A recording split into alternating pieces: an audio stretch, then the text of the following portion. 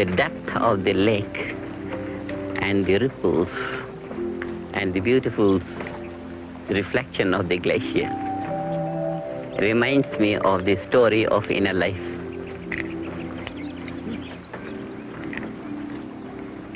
The mind is deep like a lake. The ripples on the surface represent the conscious mind, the activity of the mind on the surface. And the whole depth of the lake is silent. And that is the subconscious mind, which is not used by the waves. But if the waves could deepen and incorporate more silent levels of the water, the waves could become the waves of the ocean, the mighty waves. This is what happens in transcendental meditation. The surface activity of the conscious mind deepens and incorporates within its fold the depth of the subconscious. And with practice, nothing remains subconscious. The whole subconscious becomes conscious. And a man starts using full potential of the mind. And the reflection of the glacier on the water is like the impression of the objects that the mind perceives. And as long as the mind is not capable of maintaining its essential nature, which is bliss consciousness, so long the mind gets imprinted by the perceptions of the objects. And this is called the bondage of the mind. The mind loses bliss consciousness and gains the joy of the reflections of the world, the joy of the relative order, losing the bliss of the absolute, eternal being. When the mind is not capable of maintaining its essential nature, the bliss consciousness, and is overshadowed by the reflections of the object of perception, then only the object remains and the subject as if becomes annihilated. This annihilation of the subjective nature within is a great loss. It's a loss of eternal bliss at the cost of temporary joys.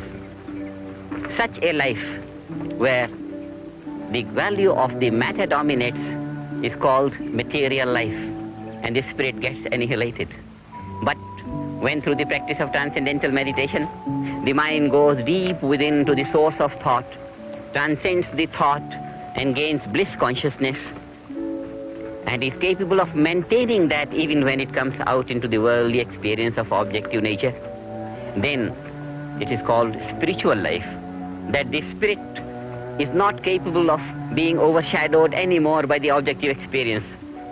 And this is spiritual life. This is life in eternal liberation.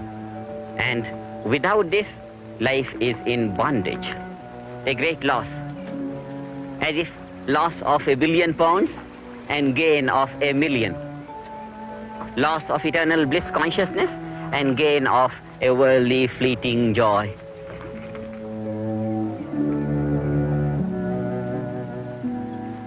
The vision of the lake brings about a great teaching of spiritual life.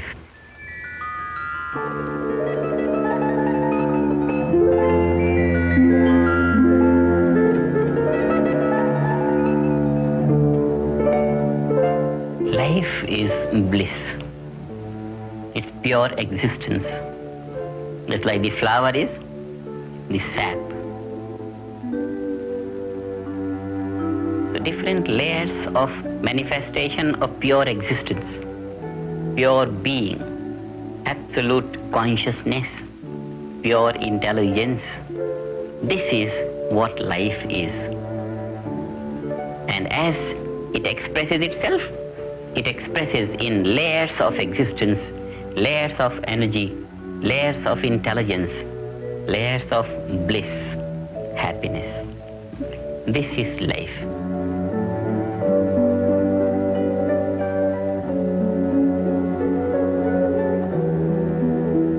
all this beautiful nature.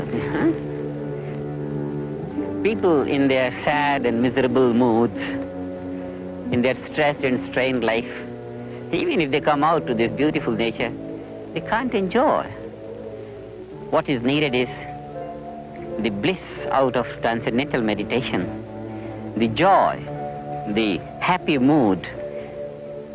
If all the population of the people could practice transcendental meditation, they'll enjoy all this nature to the maximum.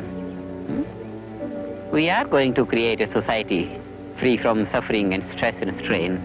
And then, really, the gift of God on earth, such pretty nature, will be enjoyed by everyone.